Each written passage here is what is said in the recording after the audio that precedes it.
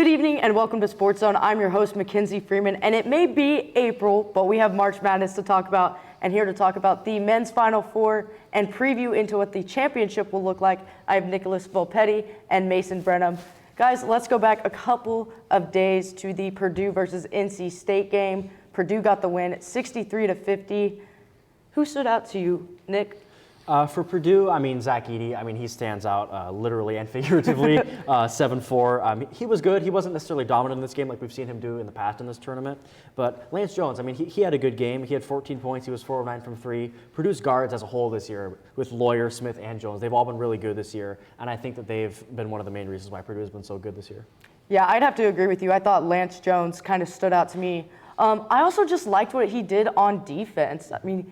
Yes, he contributed more points than I thought he would, but defensively I was like, okay, he's getting steals, he's making plays. Mason, what about who stood out to you on Purdue? Kind of like what Nick said. I think Lawyer kind of stood out this game. He might have only had 11 points, 4 boards, 2 assists, but he was able to shoot 3 for 5 from the 3-point, especially in today's game. The three-point is key to teams winning games, and I think he did a very good job at shooting from 3, and I think that kind of led into Purdue getting that win.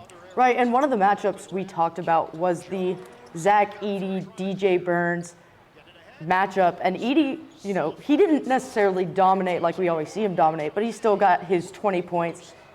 DJ Burns was pretty much shut down this game. 8 points, 4 assists. How did Purdue slow down Burns? I think one of the main things we saw from DJ Burns in this game was that he was just really tired. NC State had to win 5 games in 5 days in order to even make the NCAA tournament because they were just the 10 seed in the ACC. They wouldn't have made it as an at-large team. But I also think that it was really hard for Burns to go up against Edey. I think that usually when Burns plays, he goes up against players that are weaker physically than him, so he's able to just kind of use his body and kind of bully his way in the paint, which he couldn't do in this game because of how strong and how tall Zach Edey is. Right, and Mason, your thoughts? Well, kind of like what Nick said, Burns wasn't really able to get in that paint, and I think that kind of is part of Burns' game. Kind of reminds me a little bit of a Shaq. You get the ball in the paint, kind of bully your way in and get to the basket. But yeah, Edey I think did a good job. But I think also just the whole Purdue team as a whole did well. I think, we kind of saw in a couple of the earlier games against NC State where they were double teaming, triple teaming Burns, and I just think Purdue was able to, as a whole team, was able to defend him well in this game. Right, and you mentioned how Purdue did well as a team, and they kind of killed it in terms of shooting. They go 40% from 3. They went 90% on free throws, and Zach Edey only had 2 of the team's free throws. So how important was it for Purdue to be shooting like that against NC State? It was definitely important because I know they only ended up with 63 points in total, but if they had a worse shooting day, I think NC State could have won this game because NC State, they didn't have a great shooting day themselves, so I think that was kind of the edge, the reason why they were able to get that 13-point win. Edey, usually he ends up with 15 free throws. It's crazy the amount of free throws that Zach Edey gets in these games, but he didn't get a lot, so I think that it's impressive that Purdue was still able to win even without what they usually have as their strength. Right, and Mason? Well, I think kind of looking at this game as a whole, Purdue just did really good in the paint. They had 24 points in the paint, and their largest lead of the game was 20. So, obviously they didn't win by 20, but yeah, I just think the offense just for Purdue as a whole did really well. And kind of, we maybe saw a little bit of NC State trying to put up a little bit of a defensive fight, but I think by the end of the game, it just was all Purdue's offense that game. Right, and what would you say went wrong for NC State, Nick? Honestly, they just had a rough day shooting the basketball. DJ Horn, he had a really good day. He had 20 points, but aside from him, no one else really had the types of performances that we've seen in this tournament. Cody Morsell, he had 0. You're not going to win when one of your guards has 0 usually. Right. And then Michael O'Connell, he got hurt. That was tough. Injuries are a part of the game, but it was unfortunate to see him go out because he's been good so far for NC State. Right, and Mason, what did you think went wrong for NC State? Honestly, I just think Burns. Burns has kind of been the backbone of this offense. For him to only put up 8 points on 4 of 10 shooting. You obviously, whenever you have a star player like Burns struggle, you always want to have that next man up attitude. But yeah, I just think you didn't have your star player kind of perform on offense, and I think just as a whole, they really didn't perform well on offense. They only shot 37% from the field, 26% from 3. But yeah, I just think it wasn't really an offensive night for NC State in that game. Yeah, Purdue will move on to the championship, and looking at the second game, UConn versus Alabama. UConn again continued to blow by competition. They get the win 86-72. Mason, what were your thoughts on UConn's performance? Well, one of the things that I liked about UConn's performance was that all 5 starters they had went double-digit points. And I mean, that's obviously, you have a couple star players that you want to have your points, but for all 5 starters to put up double-digit points, I think that just speaks to the level of play that UConn's offense has. I mean, you had Castle with 21, Clinnigan with 18, Spencer with 14, Caravan with 14. So just having that kind of team mentality of everybody sharing the ball well and everybody getting a chance to score and putting up double digits, I think that kind of led to the success for this team. And Nick, your thoughts on the game? Yeah, I totally agree with you, Mason. I think that the fact that UConn has 5 great players, I mean, you don't often see that. I mean, you might see 2, 3, 4 even, but you don't often see 5 great players in one lineup, and that's something that's so unique about this UConn team that's made them so fun to watch this year, and I think it's the reason why they're probably the best team in college basketball in terms of talent. Right, I mean, UConn will continue to make plays. You see that Donovan Clingan block right there. But you guys both, one of the key things y'all both mentioned was any one of the starters, they can come out and have a really good game. So who would you give your MVP to? It's a hard decision because you've got Clingan holding it down in the paint, but then you've got your guards stepping up too. So Nick, who would you take as MVP? I think I got to go with Stephon Castle. I mean, he was really good in this game. He led the team in points with 21. Everyone contributed, but he was, I think, the best player on offense for UConn today, or on Saturday, I mean. He had 21 points, like I said. He's a freshman. It's just really impressive to see a freshman with that kind of performance. Clingan kind of took over the game at the end, but I think from start to finish, Stephon Castle was the MVP. Right, and Mason, your thoughts on the MVP? My 2 guys actually would be Clinnigan and Spencer. Clinnigan had those 18 points, 5 rebounds, able to lock down defensively. But for me, offensively, I would say Cam Spencer. He didn't really have necessarily as many points. He only had 14, but able to get 8 rebounds, 4 assists, and 3 of 5 from shooting the 3, which, again, like I mentioned, the 3 ball is going to be very important, especially in today's game. And you have guys like him that can shoot well from 3. I think that's definitely going to lead to the success of the team. Right, and for Alabama, in that first half, they actually kind of went shot for shot with UConn, it felt like. But then moving on to the second half, that's where we saw, their deficit happen. They got outscored in the paint, 38-26, 8 turnovers. What went wrong for Alabama in that second half, Mason? Well, kind of taking a little bit of an old school approach. A coach I always look up to is Greg Popovich, and one of the things that he talks about a lot is ball movement. I mean, UConn had 20 assists and Alabama only had 9. So, you talk about UConn having all the 5 starters being in double digits. They were able to just share the ball well, and it seems like Alabama more had like a single mentality where UConn had its whole team mentality. And then moving on to the championship game, Purdue will go up against UConn. I mean, first of all, guys, did you expect these 2 teams to be the last 2 teams standing? I think that, these are the 2 best teams in college basketball. They both have 4 or 5 players on each of their lineups that are can be really good and really take over a game at any moment. I mean, Purdue's got Fletcher Lawyer, Lance Jones. I mean, those guards are just so good. Don't want to forget Braden Smith either. I mean, right.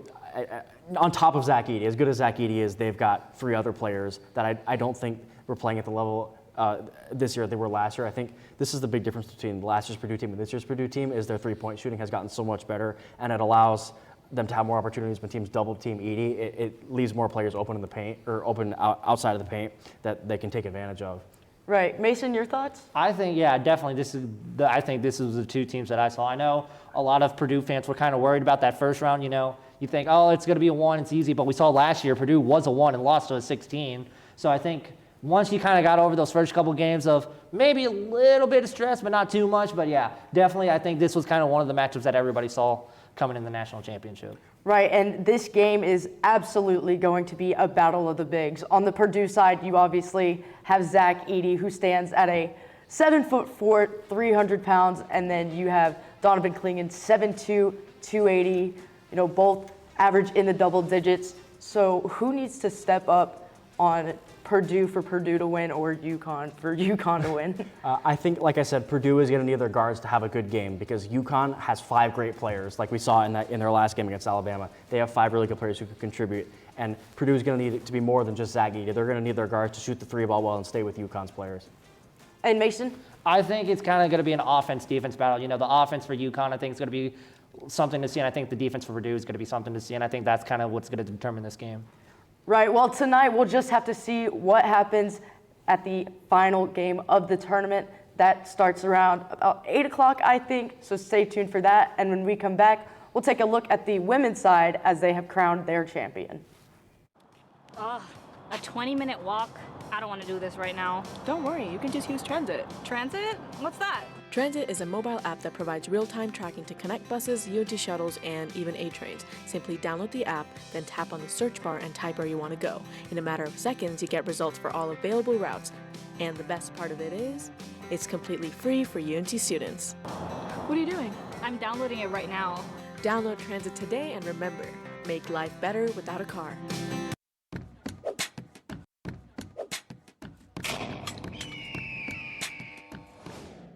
What does Talents do? So I'm the Vice President of External Relations for Talents. That means that I basically oversee all the external committees. Our external committees entail our Model A, it's a Mean Green Machine. So they bring it to football games especially, so every game it's kind of there, every home game.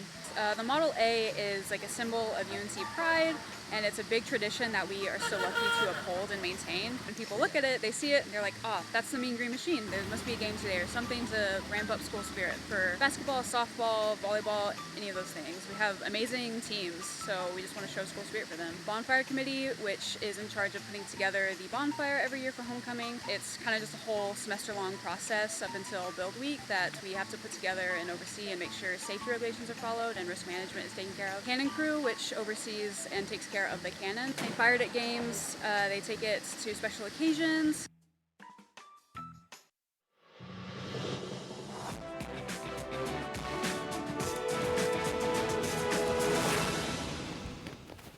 Welcome back to Sports Zone. Like I mentioned, we're going to talk about the women's side of the NCAA as they crowned their champion yesterday. The South Carolina Gamecocks have won their second championship in 3 seasons.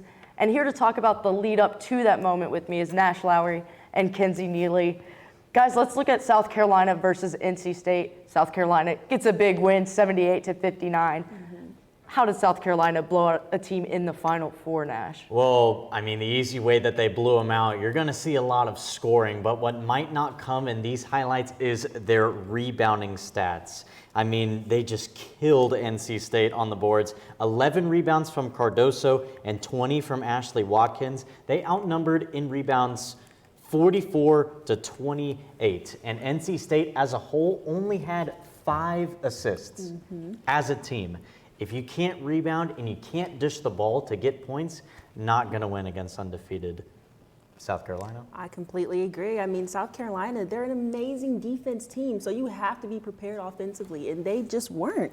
And then 1 block for NC State to South Carolina's 6 is insane. They are there to play some basketball, and they're not going to let you have that ball. It's going to take a little bit for South Carolina to actually give you that ball. You're going to have to work for that. Right. Right, and before we get into the player of the game for South Carolina side, because again, there's a lot to choose from there, we'll take a look at NC State. Was there any player on NC State that stood out for you, Kenzie? I said Isaiah, excuse me if I get that wrong, Isaiah James. She had 20 points that game, and I think she did amazing. And Nash? I've got Isaiah as well. Okay. I mean, Isaiah really, I don't want to say the only standout player, but in a game where NC State really struggled to play as a team and they seemed like their unit really couldn't get going at all, Isaiah was kind of an outlier in that aspect with her point scoring output. So I got to go with Isaiah, but no team, no win. Right, and speaking of team, what did you think NC State just couldn't get going against South Carolina?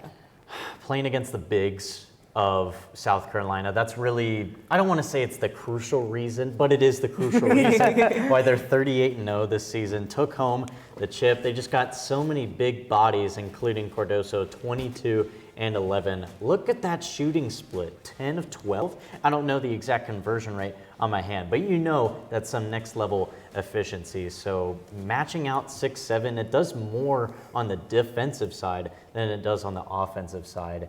So South Carolina, that was really their storyline, out-rebounding and outsizing NC State. Right. Kenzie, your thoughts? I completely agree. Again, I mean, defense. South Carolina is amazing there. And North Carolina State they weren't able to take that. They weren't able to go against our big people. And that's all it really took. Right, and moving on to the next game, you had Iowa versus UConn, Paige Beckers versus Caitlin Clark. Game literally came down to the wire, lived up to the hype, grossed 17 million viewers, Insane. which beat the LSU LSU-Iowa matchup. Insane. So, guys, first things first, did this game live up to the hype that you expected it to? Yeah, I mean, 100%. This game got 17 million views. It's the most viewed event on ESPN, most viewed sporting event on ESPN. Really just a tremendous game from Caitlin Clark. She had 21, 7, and 9.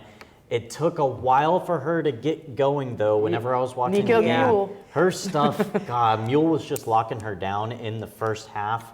I mean, I believe Clark only had 7 points throughout the first half of play, something close to that. At least it was single digits. Whenever you see single digits from Caitlin Clark, you got to check if like Mercury is in retrograde, because something is like astronomical is up. But Caitlin Clark rose up in the second half. If she had 17 points in the first, she got 14 in the second. So Clark rose up as well.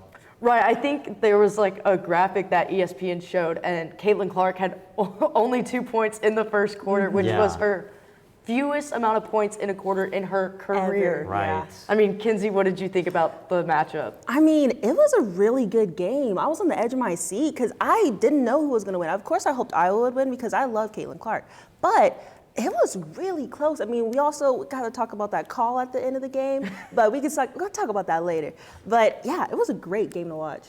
And I do want to give a shout out to Hannah Stolke. She really stepped up for Iowa. Yeah. One of the biggest things I was discussing was when it comes to UConn, Iowa's going to have a hard time guarding that entire team. But Hannah Stolke, 23 points, 9 of 12 from field goals, 5 of 7 from free throws. How important was it for Caitlin Clark to have a teammate step up like that, Nash? I think it was really important because Stolke's got hands, you know what I'm saying? Caitlin Clark's gravity is so massive that she's got to dish that ball out at lightning quick speed, and Stolke was catching it this game with her 23 points. The thing that annoyed me a little bit about Stolke's game, 3 rebounds. Yeah. Caitlin Clark led the team in rebounding, which Yes. is as normal. She's been doing that most of the season. But with Stolke going up against UConn, I was really expecting her to put up a double-double. But, I mean, really outscoring Caitlin Clark in this game, leading Iowa in scoring, was enough to offset that rebounding gap. She only had 3 rebounds, but 23 points totally makes up for it. Yeah, as a sophomore, she's an amazing player. She came out there and she dominated. And I think the second time this whole season, or in Caitlin's career, it's the whole season, that Caitlin wasn't the leading scorer and it was someone else.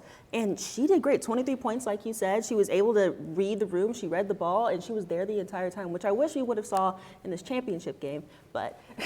Right, and then on the UConn side, we got to talk about Paige Beckers, as she was obviously all eyes on her too. What did y'all think about her performance? It wasn't the strongest. So, I mean, yeah, I did like Becker's game. She put up 17 points, 4 rebounds, 3 assists, and both her and Clark played all 40 minutes in that game. And what I liked from Becker's as well as Clark is both of them showing why they're premier players, why they get all the attention. It's because they're elite two-way players. They didn't exactly have the steals, so no hustle stats really. I believe Beckers did have a block, however, but no hustle stats.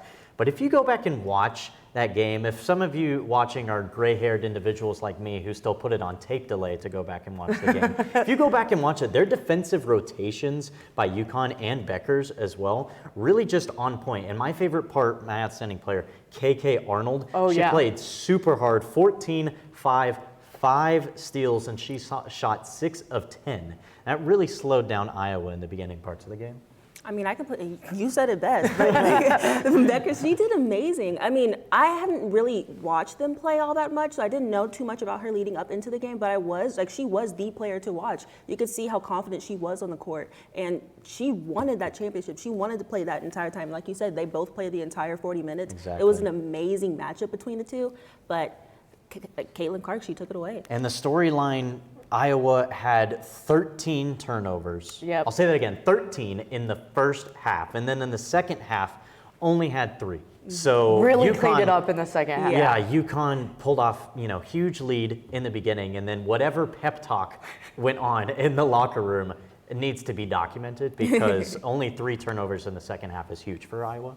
And before we get into the championship, I want to know y'all's thoughts on that last offensive foul in the UConn game. It's a terrible way to end a game. It's a controversial call. What were your thoughts? Was it a foul? Was it not a foul? Kinsey, I'll let you go first. Okay, I mean, I could go first, but I was gonna give it to Nash first because I have a little bit to say, but not too much. So. Okay. So, can I say no comment? Like, I want to say no comment. Yeah. But if I needed to give a comment, it was horse malarkey. So, whenever she set that pick, I feel like her elbow was flared, but you see that kind of pick in the NBA every single night. I implore you to go watch an Oklahoma City Thunder game and watch how the bigs operate. Every single screen looks exactly like that. And I don't really like the result, have it being discussed on a pick, but what people aren't really seeing is that that pick didn't decide the game. Yeah. If it wasn't called, it would have given UConn a chance. It wouldn't have given them the win. It would have only given them the chance. Yeah, and I completely agree. It was definitely a call, that's for sure. But it's not, like you said, it wouldn't have give UConn the win. And that's what people are really upset about. Everyone thinks that this could have been a game changer, it was gonna switch things up, but I really don't think that was gonna be the case. But it definitely is controversial. I'm glad we were able to talk about that. Right, and moving on to the championship game, the Gamecocks win 87-75. They took down Caitlin Clark and the Hawkeyes. 2 championships in 3 seasons. Will South Carolina continue to be a legacy team?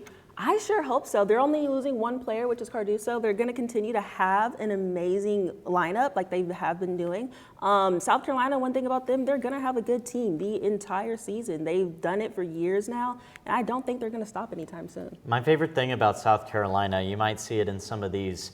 Look at the dishes coming from the guards. Those are lanky guards. Every single guard in the backcourt is at least 6 foot or around 5'11". That's really where all the heat comes from in South Carolina. You got to defend all those 6-footers, and they span throughout the entire part of the court. Caitlin Clark for the Hawkeyes led in every single stat, 30 points, 8 rebounds, 5 assists, and she only had 4 turnovers, but the storyline, 10 of 18 shooting. And Gabby Marshall, personally, I feel like she didn't do that much. She had 40 minutes. She played the whole game, 2 of 3, 6 points. Yeah. Marshall definitely needed to do more. She did have 3 steals, but if you're in for 40 minutes, I got to see at least double-digit shooting. Right. And that does it here for our women's basketball segment, as the Gamecocks have won the national championship. And when we come back, we'll take a step outside as we take a look at the UFL. Attention all UNT students. Are you looking for a professional headshot? If so, mark your calendars for April 11th and 12th, where you can get a headshot by Isabel and myself. Whether you're updating your LinkedIn profile, building your portfolio, or just want a stunning photo, join us on April 11th from 3:30 to 9 p.m. and April 12th from 12 to 5:30 p.m. Located at the RTFP building in room 261, this event is free for all UNT students, and I repeat, free for all UNT students. Don't miss out on this once-in-a-lifetime opportunity to shine professionally. Get ready to put your best face forward. See you there!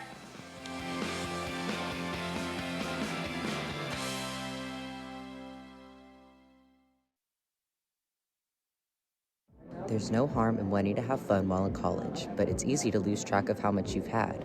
Apps like Drink Control and Alkadroid can help keep track of your consumption and blood alcohol levels. If you or someone else does drink too much, the signs of alcohol poisoning are as follows: pale skin, vomiting, confusion, low body temperatures, irregular breathing, blacking out, and is hard to wake up or cannot be woken up. Dude, are you okay? Hey, what's wrong? Wake up. It's an exciting time of year, but it's important to be responsible. If you suspect someone is suffering from alcohol poisoning, get help immediately. You will not get in trouble for seeking help if you are underage. For more info and resources, go to UNT's Division of Student Affairs.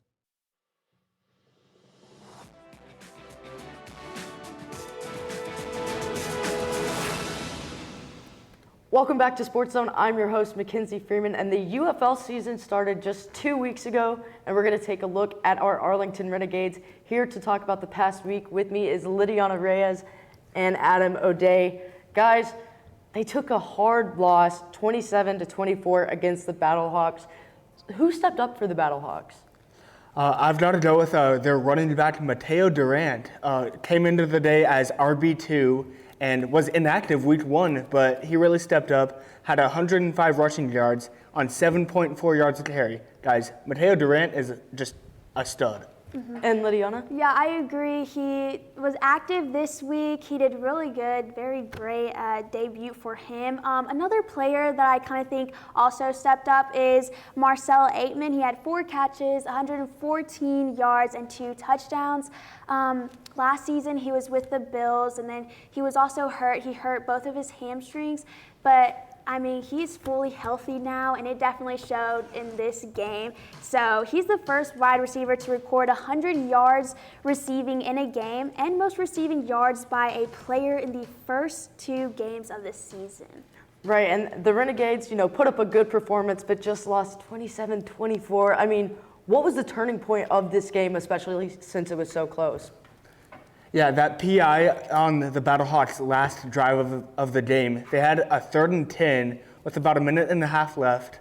Now, if the DB had just waited maybe half a second to hit the receiver, then it would have been fine, would have been legal. But he wanted to get a jump on him early, and ultimately cost the Renegades the game. Right, and Lydiana? Yeah, I was going to say in the 3rd quarter, they put Lindsey Scott Jr., he's the backup quarterback, so they switched him out with Luis Perez, and he tried to run in and get a touchdown, but obviously he did not make it in. So I think that was the turning point. But, I mean, the first time he went out there, he got the touchdown, and then this time the Battlehawks, they figured it out, like what he was doing. But I'm also still very excited to see how they would utilize him more often. He's just such a great athlete, so I'm very excited for that. Yeah, and for the Renegades, they're 0-2 on the season, and as y'all mentioned, they're sort of shifting players around. So do you think the roster has been fully finalized yet with RB1, maybe RB2s still, moving around? What does that look like?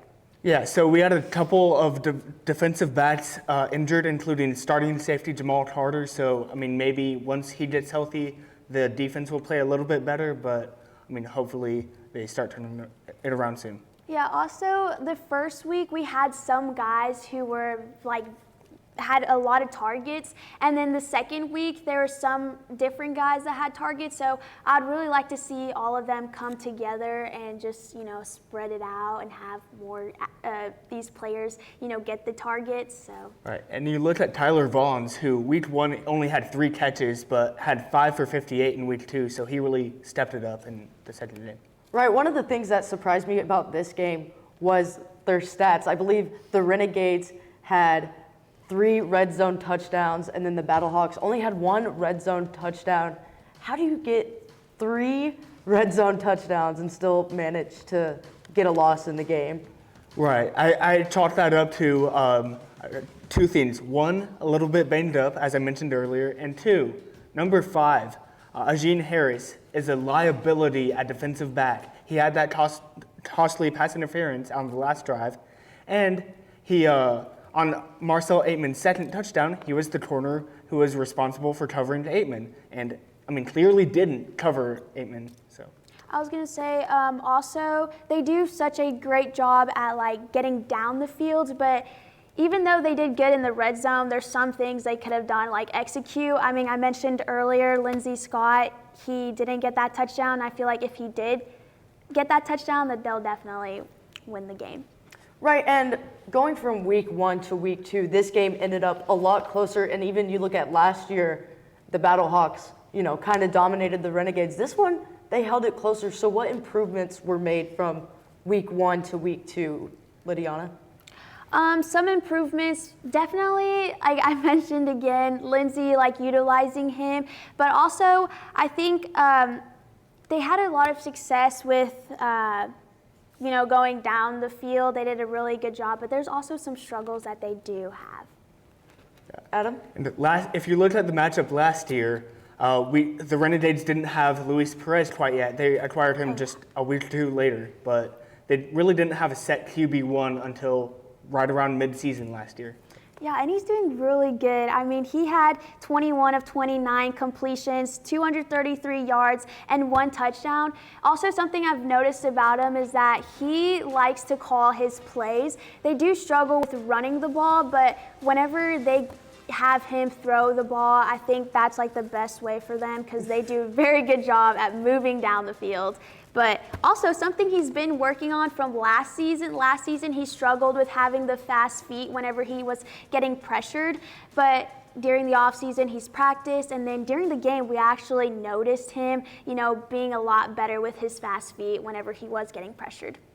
Right, and what would you say the biggest success of the team so far has been, despite being 0-2? What's one good thing that they should, keep as their focus, Adam?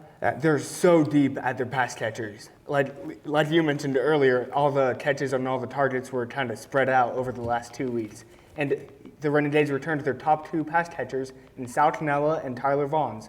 So, we've been able to spread the ball out and move the ball downfield really well. Yeah, I agree. I think they need to utilize all the other players and have everyone, having their A game each week instead of spreading them out and dividing them. But yeah. And moving on to the next game, the Renegades will take on the Defenders. So, Lydiana, how are you expecting this game to go? Yeah, so this is a rematch from last season. These two teams, they were in the championship, so I think it's going to be such a great game. Hopefully it's going to be in Arlington, so hopefully the Renegades will get it done. The Defenders are actually undefeated at home, so thank goodness it is here. Yeah. Oh, definitely. And their quarterback is an absolute stud, Jordan Ta'amu. We had his stats up earlier, 438 yards and 2 touchdowns on the year. Got off to a rough start the first game and the first 3 quarters of this past weekend's game. But in the fourth quarter, he kind of found his groove, ended up with quite a few yards against the Roughnecks. So, I'd look for him to continue his momentum into this Renegades game, especially with how poorly the DBs have been playing. And speaking of that, what would you say the key matchups of this game are going to be?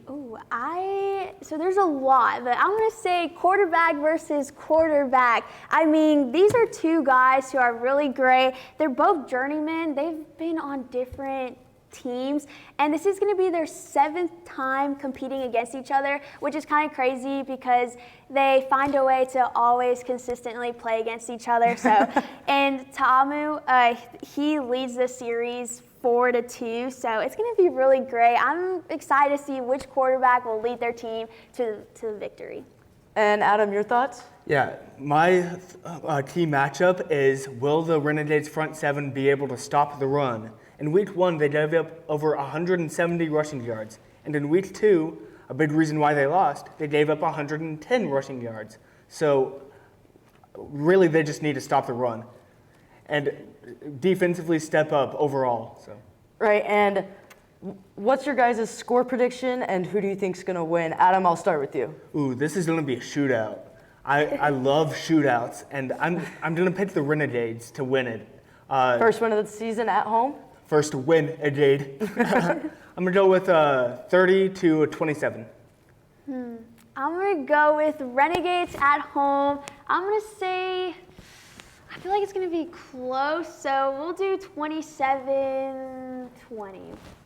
And I'm going to agree. I think the Renegades will get their first win of the season. I think this is going to be super close. I'm feeling like a 31-30 game because the UFL has those different rules, possible score like that. But that does it here on our UFL segment. When we come back, we'll stay outdoors as we take a look at the UNT softball team. Willis Library, located at the University of North Texas.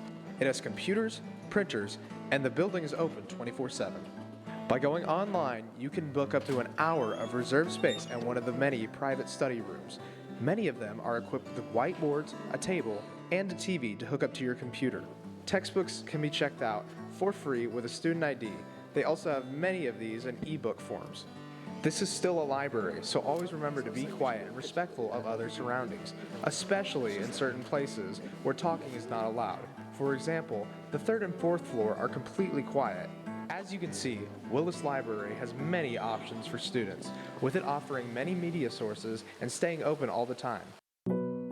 I'm so tired. I feel ugly. I'm not okay. I didn't know UNT had counseling services. Maybe I should check it out.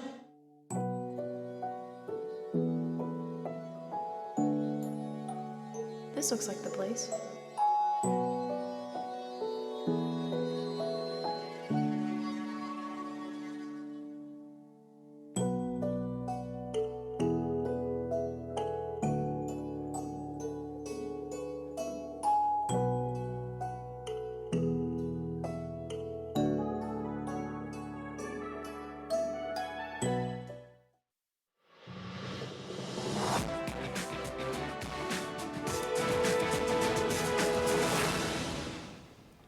Welcome back to Sports Zone. UNT's softball team is coming off of a road trip against UAB, and here to talk about that series with me is Gabby Pippins and Adam C. Guys, I have to be honest, this was not what I expected UNT to do. They lose all 3 games against UAB, who's ranked 6th in the conference. I mean, Adam, what went wrong for UNT? All right, if we're talking whole series, we fell behind early in multiple games and we couldn't claw back. That was the big part for me. And if we're talking just strictly, let's go to game 1.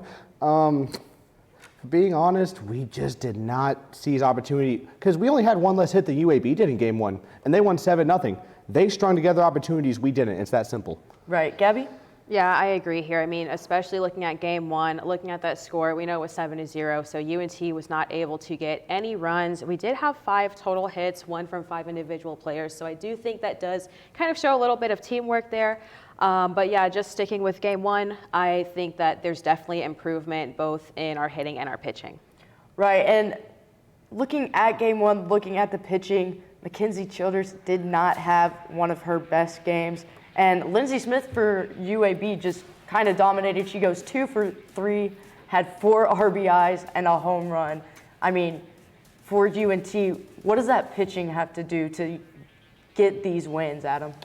Well, you know what, I'll be honest. Mackenzie Childers got lit up. It was a rough game. There's no other way to put it. It happens to pitchers. And, I mean, literally 1 in the 3rd inning, 7 runs given up.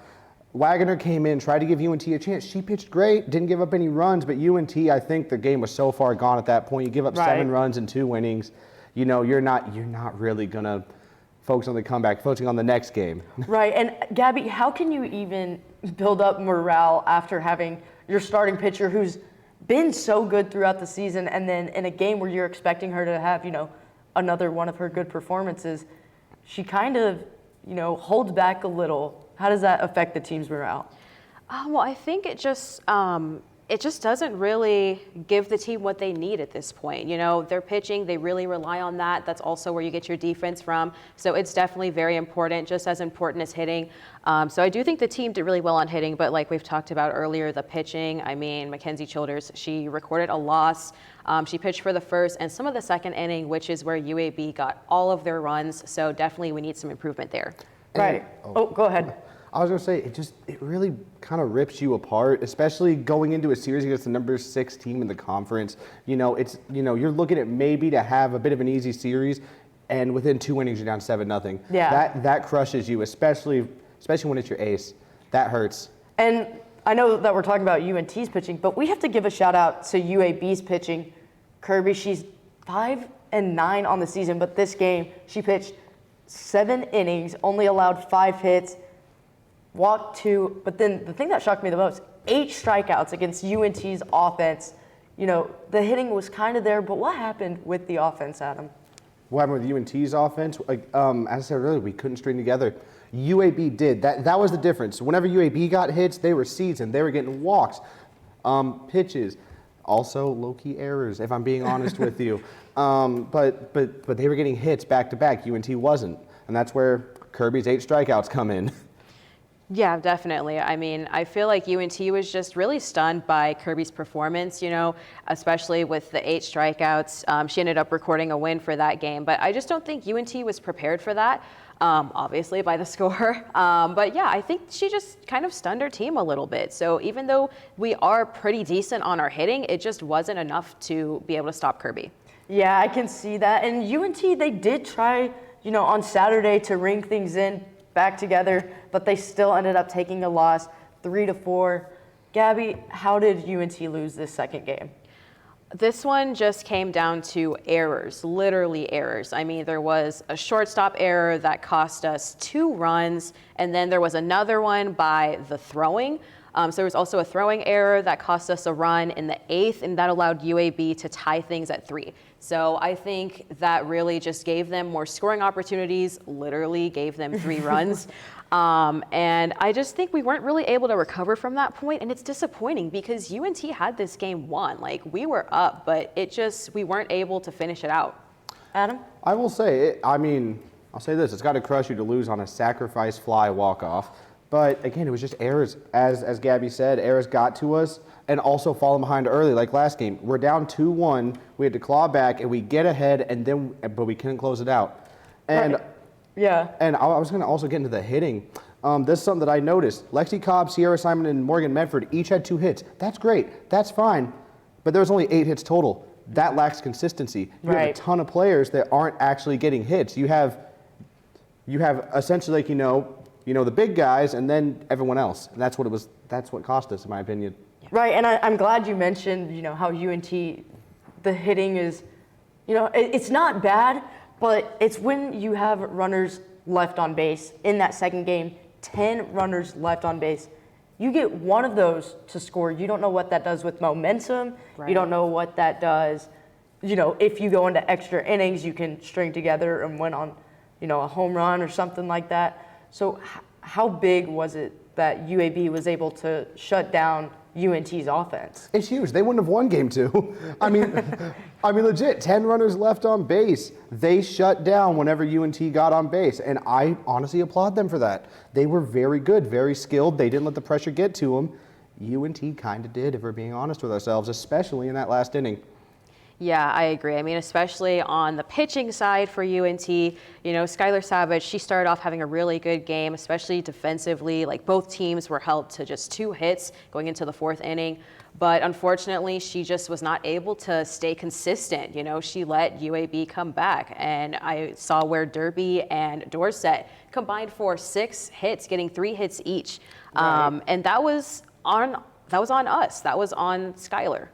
Right, and what blew my mind this game was she had 4 runs, but she had 0 earned runs, and then on top of that, there was 3 errors in the game. Is that what killed us in game 2, would you say, those 3 errors? I would say the errors, but also Skylar Savage just lacked control. Like, as the game went on, 2 wild pitches, 4 walks, and by the way, those wild pitches cost us. Yeah. I mean, legitimately, just Skylar Savage, it just wasn't her best day.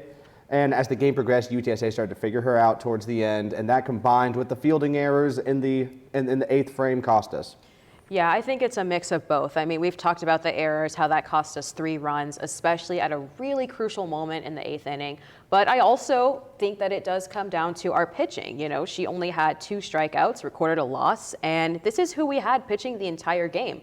So I think it's just a combination of those 2, honestly.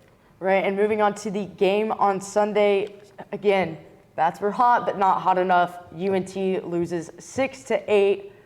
What went wrong in game 3, Gabby?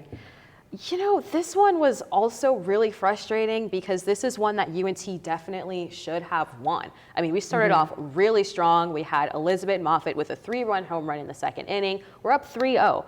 And then there's back-to-back runs by UAB. 6 consecutive runs. And in this time, UNT does not have any more runs or any more big moves until the 7th. So I think it's just lacking consistency. Right. Yeah, I agree. It's a consistency thing. We can get 3 runs by the 2nd inning, but can we do anything for the rest of it? Not until the last inning, and we can't play games like that. And again, we fell behind. Again, down 6-3, and we had to basically pray that the 7th it would go right for us, and it kind of did, but we ended up still losing because, again, we fell down 8-3 after that. Yeah. Right, and who would you give the MVP to this series, whether it's UAB or UNT? Lindsey Smith. Huge double and homer in game 1, double in game 2, 5 for 8, 3 extra base hits, 4 RBIs. Good Lord. I feel like I can't argue with you, Gabby. Yeah, I have the exact same person. I mean, she played a really good game. She was probably the most consistent scorer across both teams, and I feel like she just was really able to not only get herself in a position to get runs, but also her teammates. Hannah Dorsett as well. Yeah. Hannah Dorsett had a great game 1. In my opinion, she was the MVP of game 1. She was over Smith, even though she had 4 RBIs. Right, and UNT is now 21-17 on the season, 10-5 in conference. When we come back, we'll take a look at UNT and how it's been affected by the transfer portal. The do's and don'ts of the Pole Rec Center. See that man over there? Please do not hog weights. Instead, do this.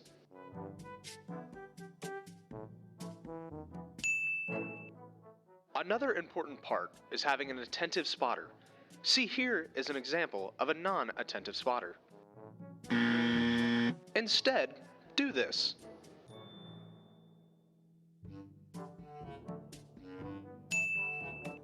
Now we head to the track, which should be pretty easy, it's important to pay attention to the way the track goes. Remember to wipe down the equipment after you're done using it. The towels are provided by the gym, so it's pretty easy to wipe down the equipment when you are done. Thank you for using the Pole Recreation Center.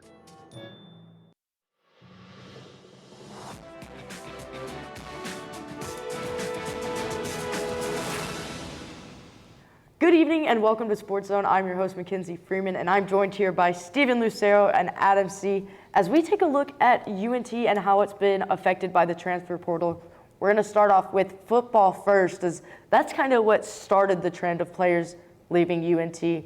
So first thing we got to look at is Chandler Rogers. I mean, he was our QB1.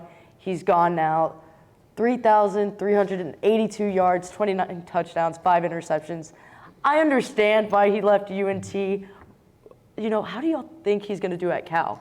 Cal, well, Sam Jackson V just left, so that opens up the starting position for Chandler Rogers. So I'm just going to tell you, he's coming in to not the greatest situation. Let's be honest. Cal is a very mid-tier team, respectfully, and Chandler Rogers coming into a hard situation. But again, that's the guy that made UNT look way better than we actually were. Right. So I think we'll see probably a bowl game.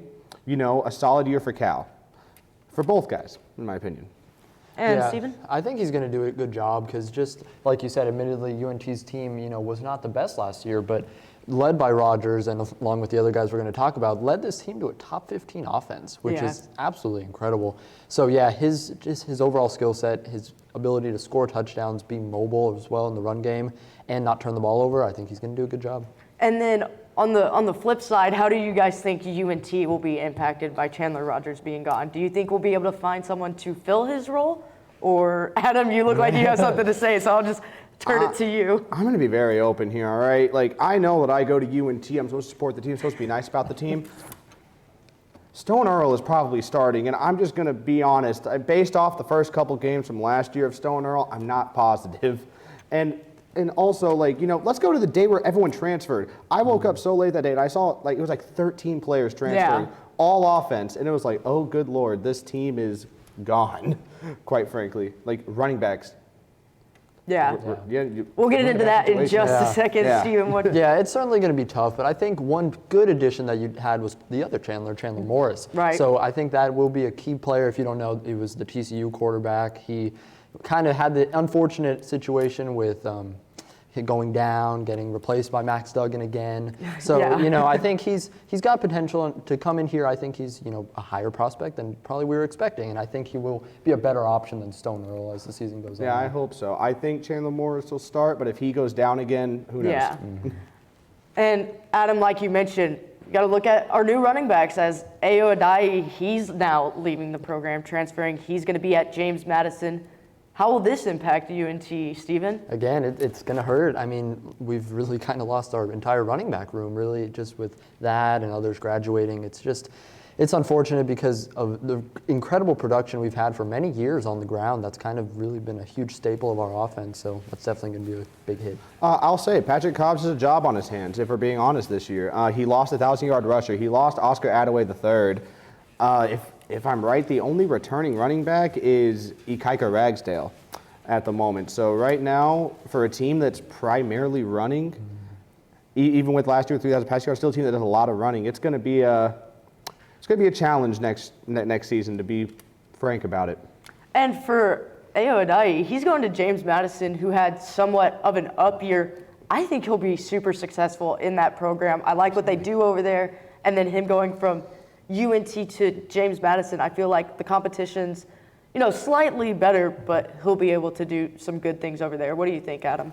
To be quite honest, when it comes to James Madison, they have a big running style, and their two top running backs left. Yeah. So now Ayo Adeyi gets to slide in here and get the opportunity of a lifetime as a 1,000-yard rusher on a team that primarily runs the ball. I mean, if we're being honest, he's in a really good spot. Yeah. I think he's going to have a great senior year, and you know what?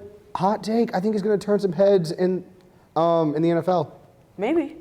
Yeah, I think he'll get that attention because it's an interesting place, James Madison, just because of, not the best conference, but I mean, they have obviously so much talent on that team. They were briefly ranked last season. Right. So I think even though they're not the biggest school, he'll get some of that national spotlight because of, their high ranking. And I think they only lost, just one game last season? Yeah, I believe so. Yeah, they lost the Armed Forces Bowl, and they also lost a game to, I believe it was Appalachian State. Oh, yeah. And honestly, that's not bad for a school that's, I think it's 2 or 3 years into D1. Right. Like, I'm going to be honest, they're on the up and up, and it's only going to keep getting better. They still have McLeod, Aidi's coming in. Expect James Madison to turn even more heads than last year. Yep. Right, and the one football transfer that really kind of frustrated me for UNT was Jamori Macklin. Jamori Macklin started off at Mizzou, came to UNT, and now he's leaving, and he's going to be a Kentucky Wildcat. I mean, I definitely would have loved him to stay. He's a 1,000-yard receiver, 11 touchdowns, and his longest reception was 80 yards. I mean, our whole offense is wiped. How do you think Macklin will do at Kentucky? Well, right now, according to a depth chart I looked at earlier today, he's second flank, so he won't get as much opportunity, but I think he'll still get a lot of plays designed for him. He's going to have a good season, probably not as good as last year for UNT, but I think he'll do great still in Kentucky. He'll definitely be on some late round draft boards, if you ask me, but I think he's fine overall. And Steven? Yeah, I think it'll be big for him, again, just being in the SEC, getting that notice, from scouts, from, whoever it may be. So I think for him, he might not be the #1 guy all the time, but to be able to be featured in an offense like he will be, I think that's going to be really big for him. Yeah, and moving on to the losses to our basketball roster, we've lost quite a few. The biggest ones being Jason Edwards, Reuben Jones, Aaron Scott. I think the biggest one is honestly Jason Edwards. I mean, how is that going to affect UNT? Oh my gosh, I'm just saying, we're essentially losing what is our version of a big three. Yeah. We're in trouble. And the only returning players that I know of that actually play consistently are Sissoko and Stone. Steven. It's like the football team. We're losing our main contributors, and I think we're gonna have some growing pains for basketball. It might be a rough 2 to 3 years, right? But we hopefully be able to rebound after we get some recruits built up. Yeah, of everything, I think losing Jason Edwards hurts the most. Yeah. Jason Edwards, I mean, if you don't pay a lot of attention to UNT basketball, is our Luka. I mean, he does everything for this team. He was the heart and soul, and we talked about it all throughout the tournament, throughout the regular season. This is just an X-factor player, and it hurts once again, to be able to bring someone like this in just for them to transfer as soon as they start doing well. Right, and where do y'all see Jason Edwards, what sort of program do you see Jason Edwards going to? Do you think it'll be SEC, Big Ten? I mean, where do y'all see him, Adam? I see him in Big 12 school. I see him, honestly, Big 12 offense. They're hyper. They're insane, kind of like Edwards. Edwards will go crazy on whatever team he's on. I'm happy for him, and I truly hope he can continue beyond the collegiate level. Yeah. Yeah, I'd agree. That's what I was going to say as well. It just kind of reminds me of honestly, kind of giving me deja vu of Tyler Perry last year. Just, our top point guard being able to go somewhere where he's just going to get noticed. And with Edwards, he has a few years of eligibility remaining, so I think that's exactly what he's going to do. Yeah, and the most interesting basketball transfer to me this season, we did see an update that Bugs is also leaving, but we're not going to get into that today. Aaron Scott. I feel like if Aaron Scott were to have transferred, he should have done it last season, because this season he didn't do as well as he did last season. I think he could possibly go to Tech. If Grant McCaslin's there, he would fit into Texas Tech really well. What do you think about that, Adam? I think he'd fit into Texas Tech really well, and honestly, to kind of to kind of, negate the point he should have done it last year, maybe he just needs to change the scenery. Didn't have the best season, had some injuries, just wasn't his top form. Maybe a change of scenery, maybe heading up to Lubbock. We'll do wonders for him. We'll see. Stephen? Yeah, I agree. And I just wanted to mention just real quick, the overall thing here is just looking for both football and basketball, just the players that we're losing just consistently year after year. It feels like we bring in these top guys, and then as soon as they perform, they go. And I think that's really a testament to the culture that we've created here. And as students, as fans of these programs, we just got to be able to give them more support so these players come and stick around. Yeah, we'll have to see what UNT's football and basketball teams look like next season. But that does it here tonight on Sportszone. Be sure to follow us on our socials at NTTV_sports. And we'll see you next week for our last show of the season.